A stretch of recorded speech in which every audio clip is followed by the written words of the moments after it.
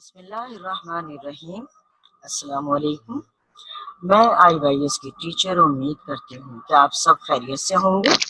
آج کی تدریس سے متعلق کچھ ہدایات ہیں جن پر عمل کیجیے۔ رف کاپی اور پینسل اپنے ساتھ رکھیے۔ دوران تدریس ذہن میں آنے والے سوالات لکھتے رہیں۔ آپ کے تمام سوالات کے جوابات لیکچر کے آخر میں دیے جائیں گے اور میسج کے ذریعے دیے جائیں گے۔ اپنا تمام مشقی کام جو آپ کو بتایا جائے گھر کے کام کی صورت میں وہ فیئر کاپی میں کیجیے۔ ہم آج جماعت دہم کا سبق قومی ہمدردی پڑھیں گے اور سمجھیں گے۔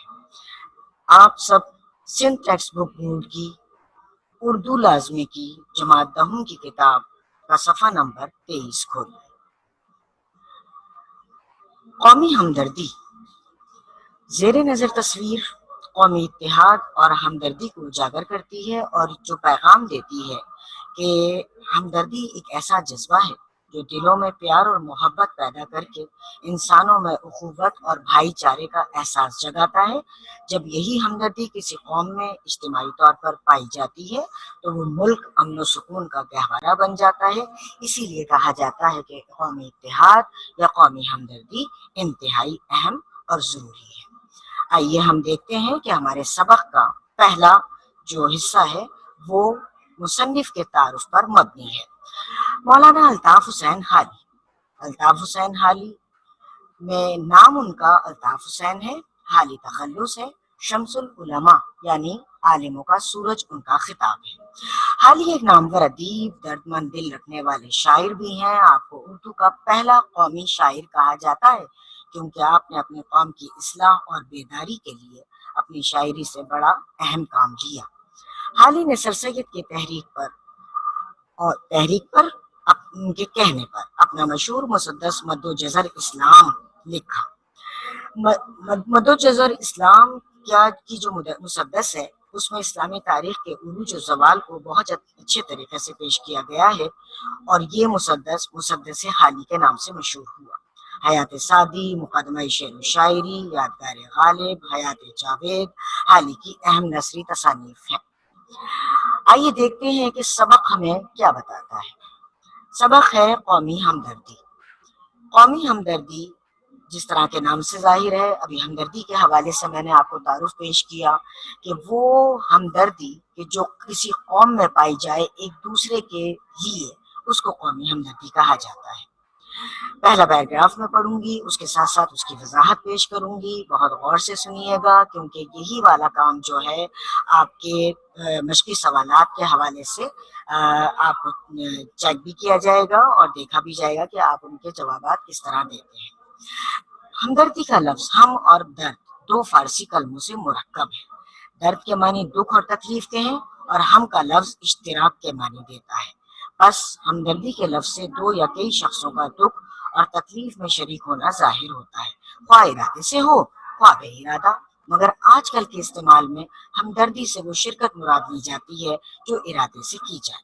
مثلا ایک شخص بیمار ہے اور دوسرا رحم یا محبت سے اس کی دوا دارو کرتا ہے تو دوسرے کو ہم پہلے کا ہمدرد کہیں گے۔ آئیے اس کی وضاحت کی طرف چلیے۔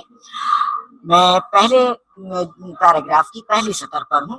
ہمدردی کا لفظ ہم اور درد دو فارسی کلموں سے، کلمہ یعنی کوئی بھی جملے کا حصہ، اس کو ہم فارسی کلمے کے حوالے سے جب ہم دیکھتے ہیں تو یہ مرکب ہے۔ مرکب ہونا مل کر بننا، یعنی دو الفاظ سے مل کر بنا ہے۔ درد کے معنی ہے دکھ اور تکلیف کے اور ہم کا لفظ اشتراک کے معنی دیتا ہے۔ اشتراک کا مطلب ہے شرکت یعنی میل جول۔ لفظ اشتراک یعنی مل جل کر بنا ہے۔ ہمدردی کے لفظ سے دو یا کئی شخصوں کا دکھ اور تکلیف میں شریک ہونا ظاہر ہوتا ہے، خواہ ارادے سے ہو خواہ بے ارادہ۔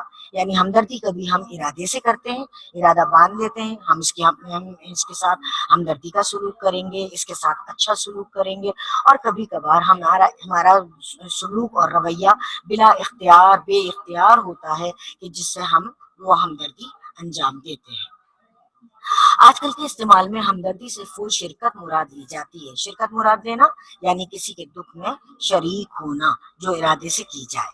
مثلا ایک شخص بیمار ہے، دوسرا رحم یا محبت سے اس کی دوا دارو کرنا علاج کرنا، تو دوسرے کو ہم پہلے کا ہمدرد کہیں گے۔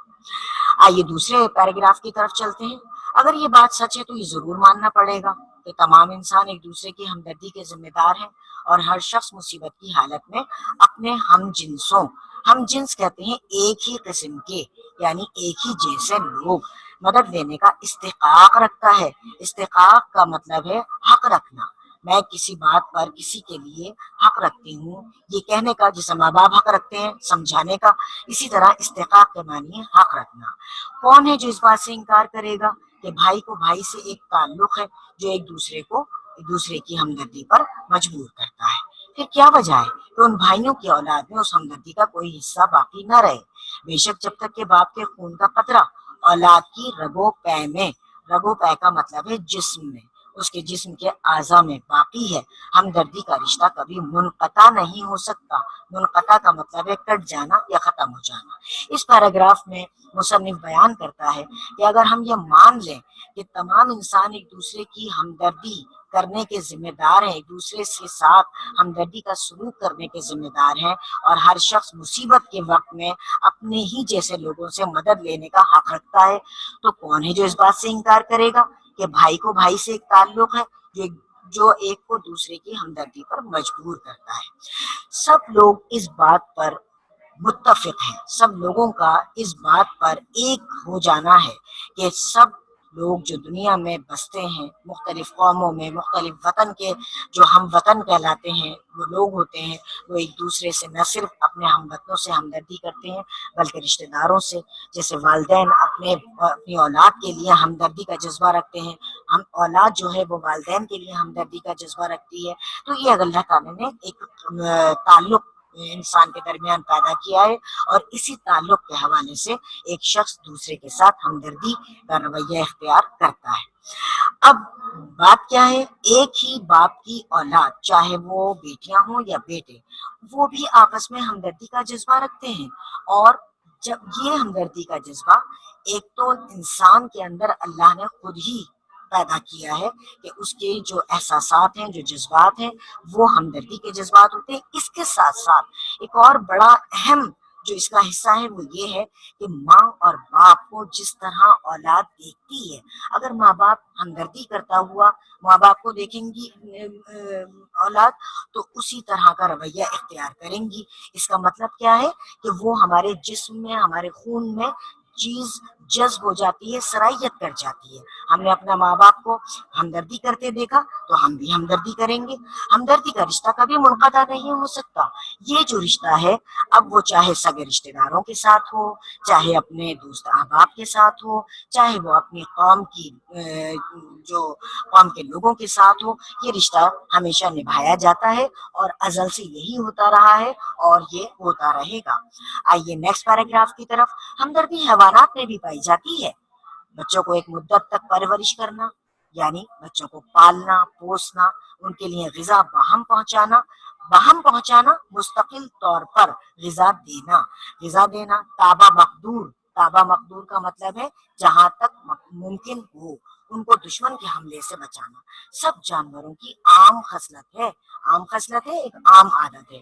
آپ نے بلی کو دیکھا ہوگا اپنے گھر میں، بلی کے بچے، اس کے ساتھ جس طرح وہ بلی اپنے بچوں کے ساتھ سلوک رکھتی ہے، جس طرح ان کا خیال رکھتی ہے، ان کی غذا کا، ان کے آرام کا، اور ان کو کسی بھی نقصان سے بچانے کے لیے وہ آگے بڑھ کر ان کی حفاظت کرتی ہے، یہ وہ خصلت، وہ عادت ہے جو تمام جانوروں میں پائی جاتی ہے۔ اس کے سوا عام ہمدردی بھی ان میں دیکھی گئی ہے۔ جنگلی بطخوں کا غول جب کسی کھیت میں اترتا ہے اور وہاں کسی طرح کا کھٹکا نہیں پاتا، خوف نہیں دیکھتا، تو سب کے سب ایک صف باندھ کر دانا چگتے ہیں۔ صف باندھ کر دانا چگنا، ایک قطار میں ایک جگہ جمع ہو کر اتحاد کے ساتھ دانا چگتے ہیں، مگر ان میں سے ایک بطخ نوبت با نوبت کا مطلب ہے باری باری، ٹرن وائز، اپنے ہم جنسوں کی، اپنے ساتھیوں کی چوکسی کرتی ہے۔ چوکسی کرنے کا مطلب ہے نگرانی کرنا، ان کی حفاظت کرنا، اور جب تک پہرا دیتی ہے وہ ایک بطخ باری باری اپنی باری لگاتی ہے کہ جب پورا غول دانا چگتا ہے، تو وہ جو بطخ ہے جو چوکسی پر معمور ہوتی ہے وہ پہرا دیتی ہے تاکہ کوئی بھی ان پر حملہ نہ کر دے، کوئی خطرہ جو ہے وہ اس کے ہم جنسوں کو، اب اس کے ساتھیوں کو بھگتنا نہ پڑے۔ ایک دانہ بھی نہیں کھاتی۔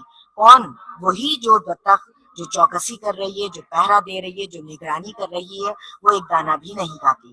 چیونٹا جب کہیں اناج کا ذخیرہ پاتا ہے تو کبھی تن پروری نہیں کرتا۔ تن پروری کرنا ہے اپنا پیٹ بھرنا، یہ نہیں کرتا چیونٹا کہ اس نے وہاں پر ذخیرہ دیکھا اور اس نے کھانا شروع کر دیا۔ تن پروری کرنے کے حوالے سے کبھی بھی وہ اپنے آپ کو اکیلا نہیں چھوڑتا، بلکہ اسی وقت اپنے ہم جنسوں کو خبر کرتا ہے۔ اپنے ہم جنسوں کو خبر کرتا ہے، اپنے جیسے چیونٹوں کو خبر کرتا ہے، اپنی ہی صنف کے لوگوں کو خبر کرتا ہے، تھوڑی سی دیر میں لاکھوں چیونٹیوں کو وہاں جمع کر دیتا ہے۔ اسی طرح اور مثالیں بھی پائی جاتی ہیں۔ آپ نے دیکھا کہ اس پیراگراف میں جانوروں کے بارے میں بتایا گیا، حیوانات کے بارے میں، چاہے وہ پرندے ہوں، چوپائے ہوں، درندے ہوں، سب اپنے اپنے جو اپنے ساتھی ہیں ان کی حفاظت کے لیے سب آگے بڑھ کر کام کرتے ہیں۔ کیا مطلب ہے؟ مطلب یہ ہے کہ ہمدردی کا جو جذبہ ہے ان میں بھی پایا جا رہا ہے، اور اس ہمدردی کے حوالے سے وہ ایک دوسرے کے ساتھ بہت اچھے جذبات کے ساتھ آگے بڑھتے ہیں۔ اس سے دو باتیں ثابت ہوتی ہیں۔ ایک یہ کہ ہمدردی انسان کی طبیعت میں بھی ضرور رکھی گئی ہے۔ ظاہر ہے کہ جب حیوانات کی مثال دی گئی، جب یہاں مصنف ہم حیوانات کی مثال سے سمجھا رہا ہے کہ ہمدردی ان میں موجود ہے، تو ظاہر ہے کہ انسان تو ان سے بلند درجہ رکھتے ہیں، اشرف المخلوقات ہیں، تو اللہ تعالیٰ ان سے بھی ہمدردی کا رویہ جو ہے وہ دیکھنا چاہتا ہے کہ وہ ہمدردی کے رویے کو، ہمدردی کے سلوک کو جو ایک دوسرے کے ساتھ اختیار کریں، کیونکہ جو خوبیاں قدرت نے اور حیوانات کو عطا کی، عنایت کی ہیں، عنایت کرنا، عطا کرنا، کہ جو خوبیاں اللہ تعالیٰ نے دی ہیں، انسان سب سے زیادہ مستحق ہے اس میں، ان کا زیادہ تر مستحق انسان ہے، کیونکہ انسان اشرف المخلوقات ہے، لہٰذا اس کا درجہ بلند ہے، اسی لیے اس کا کہا گیا کہ اس کی جو ذمہ داری ہے وہ بھی زیادہ ہے، وہ بھی ذمہ داری کے ساتھ ہمدردی کا سلوک اختیار کرتا ہے۔ دوسری یہ کہ ہمدردی ایک قدرتی خاصیت ہے، یہ قدرت نے انسانوں میں، حیوانوں میں رکھی ہے کہ ہمدردی سے پیش آنا ہے، جو بغیر تعلیم اور اکتساب کا مطلب ہے سیکھنا، یعنی اس کے لیے نہ سیکھا جاتا ہے نہ تعلیم حاصل کی جاتی ہے۔ آپ دیکھیں کہ جو شخص تعلیم حاصل نہیں کر پاتا اور وہ بغیر تعلیم کے زندگی گزارتا ہے، مگر ایسا تو نہیں ہے کہ وہ قدرتی خاصیت سے یعنی ہمدردی نہ کرتا ہو، اس سے محروم ہو قدرتی خاصیت سے، یقیناً وہ بھی اپنے لوگوں کے ساتھ ہمدردی سے پیش آتا ہے۔ اسی لیے کہا گیا کہ ہمدردی ایک قدرتی خاصیت ہے جو تعلیم کے بغیر اور سیکھنے کے بغیر انسان کی طبیعت میں خود بخود جوش مارتی ہے۔ جوش مارنے کا مطلب ہے بڑھنا، بڑھ جاتی ہے، کیونکہ اگر ایسا نہ ہوتا اور حیوانات میں جو عقلی تعلیم سے بالکل محروم ہے، حیوانات عقلی تعلیم سے محروم ہے، عقلی تعلیم یعنی جو عقل کی تعلیم ہے، انسانوں کی عقل زیادہ ہے، زیادہ بلند درجے پر ہے، جبکہ جانور اس تعلیم سے، اس مشق سے، اس سیکھنے کے عمل سے بالکل محروم ہے، اس کا وجود ہرگز نہ پایا جاتا۔ کہا یہ گیا کہ یہ جو اللہ تعالیٰ نے ہمدردی کا جذبہ رکھا، یہ قدرتی جذبہ ہے، قدرتی خاصیت ہے، جو اللہ نے انسانوں کو ان کے مقام کے مطابق عطا کی ہے، یعنی زیادہ بلند درجے پر ہے، لیکن حیوانوں کو بھی عطا کی ہے، اور حیوانوں میں ذرا انسان سے کم درجے پر ان میں پایا جاتا ہے، مگر ایسا نہیں ہے کہ انسان یا حیوان دونوں یا ان میں سے کوئی ایک جو ہمدردی کے جذبے سے محروم ہو۔ اللہ نے یہ ایسا نہیں کیا، بلکہ ہمدردی کا جذبہ ان کے دلوں میں ڈالا ہے۔ آئیے نیکسٹ پیراگراف کی طرف۔ ہمدردی انسان میں اس لیے پیدا کی گئی کہ کارخانہ دنیا کا انتظام درہم برہم نہ ہونے پائے۔ آپ جانتے ہیں کہ اگر ہم ایک دوسرے کے لیے رحم کا معاملہ نہ کریں، ہم ایک دوسرے کے لیے ہمدردی کا معاملہ نہ کریں، تو دنیا کا کارخانہ چلنا بند ہو جائے، انتظام، اس کا نظام درہم برہم ہو جائے۔ درہم برہم ہو جانا، ٹوٹ پھوٹ جانا، ایک دوسرے کے ساتھ جو ہماری ایک دوسرے کے ساتھ جو رویہ، جو سلوک نظر آتا ہے، جس کی وجہ سے ہم آگے بڑھ کر، کوئی گر گیا تو آگے بڑھ کر اس کو سنبھالنا، کسی کے ساتھ کوئی حادثہ پیش آ جانا، آپ نے دیکھا کہ حادثے کی جگہ پر کئی لوگ بغیر بلائے وہاں پر فوراً پہنچتے ہیں اور زخمی کو، چاہے وہ انسان زخمی ہو یا وہ جانور زخمی ہو، وہ اس حادثے کی جگہ پر فوراً پہنچتے ہیں اور اس کو اپنی مدد فراہم کرتے ہیں۔ یہ سب کیا ہے؟ یہ سب اللہ تعالیٰ کا دیا ہوا وہ جذبہ ہے جو ہمدردی کی صورت میں نظر آتا ہے، جس سے انسان ہمدردی کا اظہار کرتا ہے اور لوگوں کے لیے ایک آسان راستہ اختیار کرتا ہے۔ آگے چلتے ہیں۔ ہمدردی انسان میں اس لیے پیدا کی گئی کہ کارخانہ دنیا کا انتظام درہم برہم نہ ہونے پائے، کیونکہ انسان اپنی ضروریات میں ایک دوسرے کے محتاج ہے۔ انسان کو جب بھی ضرورت پیش آتی ہے وہ ایک دوسرے سے ہی مدد مانگتا ہے۔ محتاج ہونا یعنی ایک دوسرے کی ضرورت مند ہونا، ان کی ضرورت محسوس ہونا۔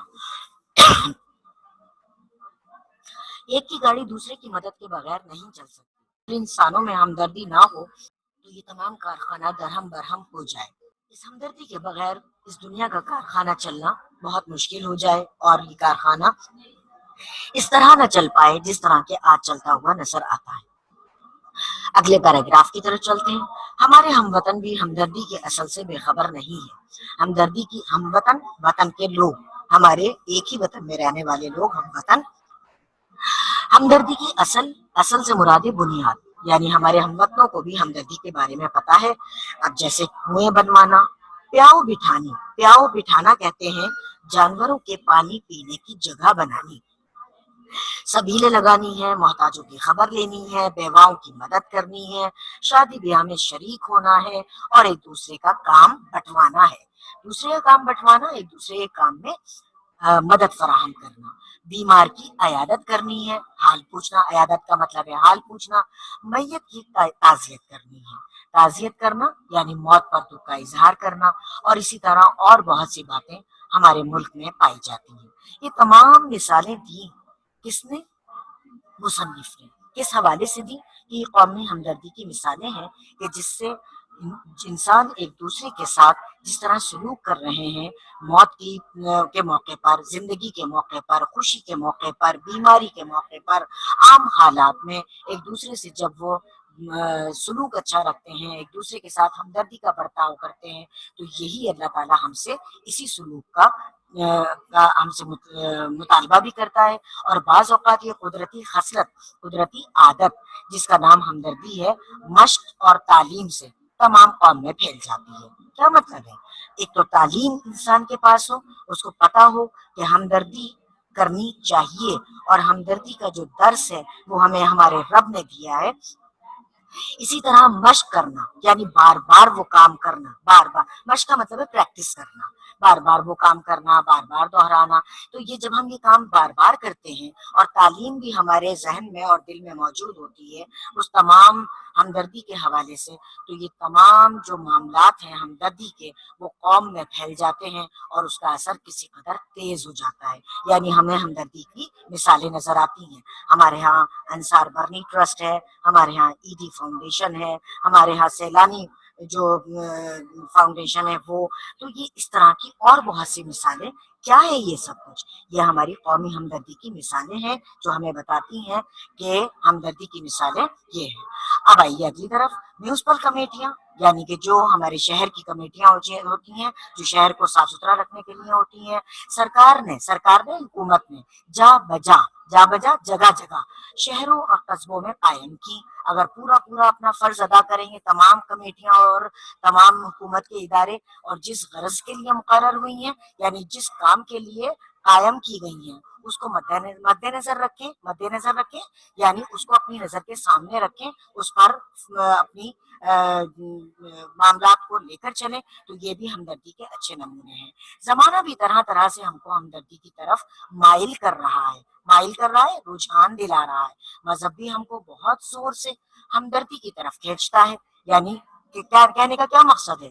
کہنے کا مقصد یہ ہے کہ ہمیں زمانے میں بھی کئی جو مثالیں ہیں وہ اس طرح نظر آتی ہیں جو ہمیں خود اس بات پر رجحان دلاتی ہیں، اس بات پر مائل کرتی ہیں کہ ہم دوسرے لوگوں کے ساتھ ہمدردی کا سلوک اختیار کریں۔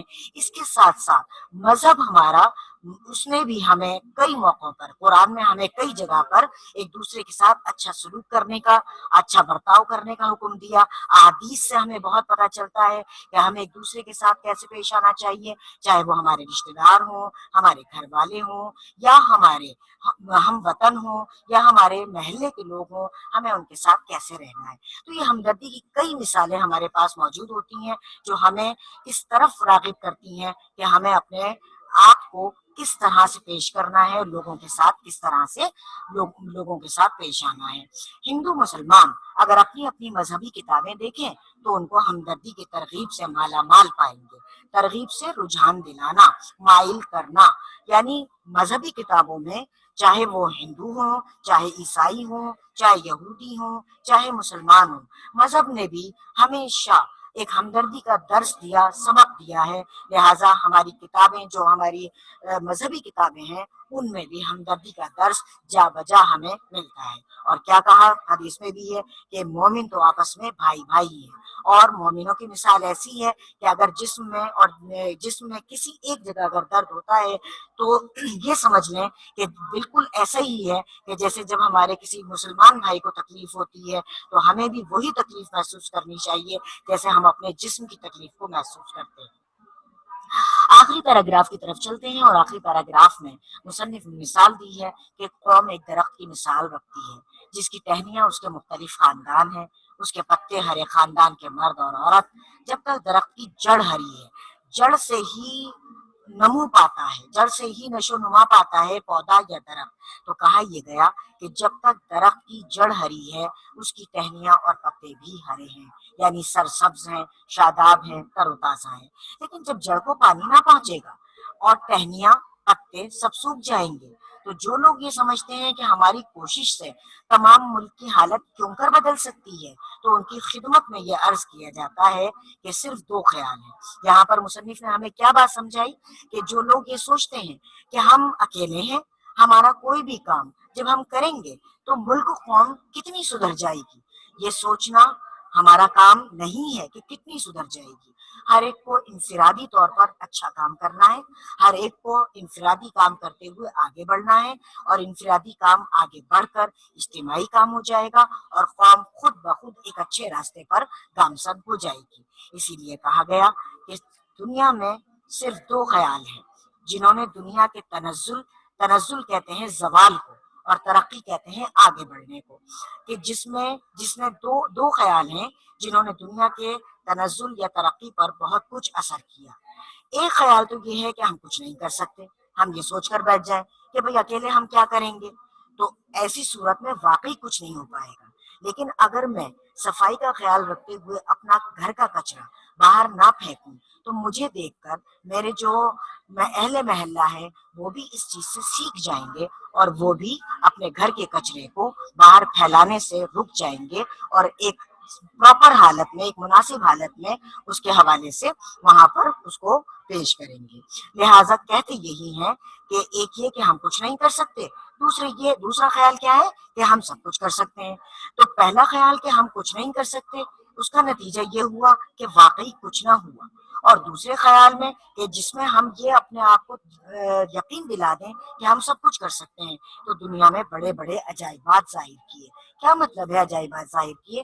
کہ بڑے بڑے کام جو ہوتے ہوئے ہمیں نظر آتے ہیں۔ آپ دیکھیں کہ عیدی کا کام آسان نہیں، سیلانی کا کام آسان نہیں، انصار برنی کا کام آسان نہیں، اسی طرح دیگر اداروں کا، لوگوں کا کام آسان نہیں، مگر کیونکہ انہوں نے سوچا کہ اس کام کو انجام دینا ہے لہٰذا انجام دیا، اور آج دیکھیے کہ ملک کی سطح پر وہ کامیاب ترین لوگوں میں شامل ہیں۔ تو یہ عجائبات جو ظاہر ہوتے ہیں، جو بالکل انوکھے کام ہمیں نظر آتے ہیں، یہ اس خیال پر مبنی ہوتے ہیں کہ ہم کچھ کر سکتے ہیں۔ تو بیٹا یہ آپ کا پورا سبق تھا جو میں نے آپ کو پیش کیا۔ آپ کی اسکرین پر جو الفاظ مانی ہے وہ نظر آ رہے ہیں، ان کو آپ بہت اچھی طرح دیکھیے اور اس میں دیکھیے گا کہ یہ تمام جتنے بھی میں نے آپ کو یہاں پر جو ٹرمز تھیں، جو اصطلاحات تھیں، ان کے معنی میں نے آپ کو بتائے، وہ اس میں سے ہی لیے گئے تھے۔ اس میں بہت اچھی طرح سے آپ دیکھیے گا، الفاظ معنی کو لکھیے گا، اور اس کے ساتھ ساتھ دوسرا جو کام ہوگا وہ بھی آپ کو، اب دیکھیے یہاں پر سب سے پہلے اسکرین پر آپ کو نظر آ رہا ہے کہ مشقی سوالات تحریر کیجیے۔ ہم مشقی کام کی طرف بڑھ رہے ہیں۔ ہمدردی کا لفظ کن کلموں سے مرکب ہے؟ ہمدردی سے کیا مراد ہے؟ نمبر 3 پر ہے کہ انسان میں اگر ہمدردی کا جذبہ نہیں ہو تو کیا ہوگا؟ حیوانات میں ہمدردی کس طرح پائی جاتی ہے؟ مثال دیں۔ تو بیٹا یہ تمام وہ پیراگراف جو ہم نے ابھی سمجھے، وضاحت کے ساتھ سمجھے، ان کے جو مشکل الفاظ تھے ان کے معنی بھی ہم نے آپ کو بتائے، ان کے تمام نکات کو ذہن میں رکھتے ہوئے اپنی فیئر کاپی میں ان تمام سوالوں کے جوابات کو بالکل اسی طرح کیجیے گا جس طرح کلاس 8 میں بھی بتایا اور پچھلے لیکچرز میں بھی آپ کو بتایا کہ ہیڈنگز کے ساتھ کرنا ہے۔ آئیے اب دیکھتے ہیں کہ ہمارے سوال نمبر 2 میں کیا ہے۔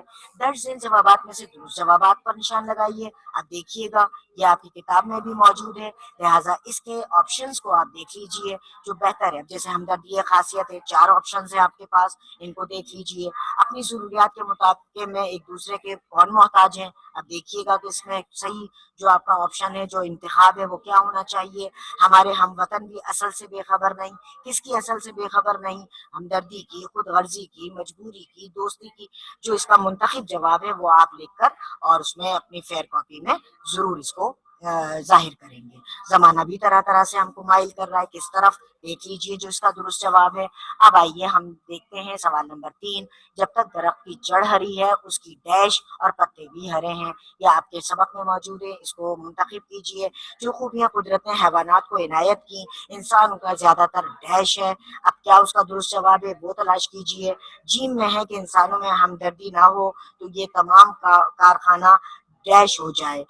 دال میں دیکھیے مذہب بھی ہم کو بہت زور سے ڈیش کی طرف کھینچتا ہے، اور ہے میں ہے جب جڑ کو پانی نہ پہنچے گا تو ٹہنی اور پتے سب ڈیش ہو جائیں گے۔ یہ تمام کام وہ ہے جو آپ کے سبق سے متعلق ہے اور وضاحتیں پوری ہیں۔ اب درست بیان پر نشان لگائیے گا، اس میں سے بیانات پڑھ لیجئے گا اور ان کے نشانات۔ اب دیکھیے سوال نمبر 5۔ سوال نمبر 5 قواعد کا کام میں سے ہے اور اس میں لکھا ہے کہ جملہ اسمیہ اور جملہ فعلیہ کی تعریف بیان کریں۔ بیٹا اسم کہتے ہیں نام کو، فعل کہتے ہیں کام کو۔ اسم کہتے ہیں نام کو، فعل کہتے ہیں کام کو۔ اب دیکھیے جملہ اسمیہ میں جو تعریف بیان کی گئی ہے وہ یہ ہے کہ وہ جملہ جس میں فعل نہ ہو یعنی کام نہ ہو، صرف خبر ہو، جملہ اسمیہ کہلاتا ہے۔ مثال دیکھ لیجئے، نازیہ اچھی لڑکی ہے۔ اب اس میں کوئی کام نہیں دیا گیا لیکن اسم موجود ہے، اس اسم میں وہاں پر اس نازیہ اچھی لڑکی ہے اس کے بارے میں خبر دی جا رہی ہے۔ کتاب دلچسپ ہے، اچھی مزیدار کتاب تھی جو ہم نے پڑھی، لہٰذا یہ بھی خبر ہے۔ یہ جملہ اسمیہ ہے، اس میں فعل کا ذکر نہیں ہوتا، کام کا ذکر نہیں ہوتا۔ آئیے دوسری طرف جملہ فعلیہ، وہ جملہ جس میں کسی اسم کا کام بتایا جا رہا ہو اسے جملہ فعلیہ کہتے ہیں۔ یعنی ہم نے اس کام کو ظاہر، اس میں خبر نہیں ہے، پہلے والے میں خبر تھی کام نہیں تھا، دوسرے والے میں کام ہے خبر نہیں۔ عدیل آیا، آیا جو ہے وہ کام ہے۔ فرخ پڑھ رہا ہے، پڑھنا ظاہر ہے کہ فعل ہے، کام ہے، لہذا فرخ پڑھ رہا ہے۔ یہ جملہ اسمیہ جملہ فعلیہ ہم نے ظاہر کر دیا۔ اسکرین شاٹ لیتے جائیے گا ان تمام کاموں کا، اور تاکہ آپ کو آسانی ہو اپنی کاپی کو اسی طرح مینٹین کیجئے جیسے بار بار بتایا جا رہا ہے، اور بہت اچھی طرح صاف ستھرا کام کیجئے گا۔ آئیے دیکھتے ہیں سوال نمبر 6۔ مضمون کی تعریف بیان کیجیے۔ مضمون کی تعریف کیا ہے بھائی؟ نثر کی وہ صنف کا مطلب ہے قسم، جس میں کسی متعین کا مطلب ہے کہ مقرر کر دیا گیا، جس میں تعین کر دیا گیا، جو سلیکٹ کر لیا گیا، موضوع پر یعنی ایک ٹاپک پر اپنے خیالات کا، جذبات کا اور احساسات کا تحریری اظہار کیا جاتا ہے، اس کو مضمون کہا جاتا ہے۔ اسکرین شاٹ لے لیجئے گا ان تمام چیزوں کا، اور سوال نمبر 7 میں دیکھیے گا کہ درج ذیل درست جوابات منتخب کر کے خالی جگہ پر پڑ کریں، اور یہاں پر کچھ اور جیسے ہم نے پہلے بھی کام کیا اس میں آپشنز ویسے ہی دیے ہوئے۔ سبق قومی ہمدردی کے مصنف ڈیش ہیں، 4 آپشنز ہیں۔ حال ہی میں سر سید کی تحریک پر ایک ڈیش لکھی، کیا لکھا تھا؟ مخمس تھی، ربائی تھی، قطعہ تھا، مسدس تھا، کیا تھا؟ ہمدردی ایک कुदरती डैश है, चार ऑप्शंस हैं, कौम एक डैश है। अच्छा ये इसमें मैं ये क्योंकि हाल ही में सर सैयद की तहरीक पर एक डैश लिखी थी, इसको मैं रिपीट कर दूं। पहले भी मैं बता चुकी हूँ कि असल में मुसद्दस वो नज्म होती है कि जिसमें छह छह मिसरे एक बंद में लिखे जाते हैं।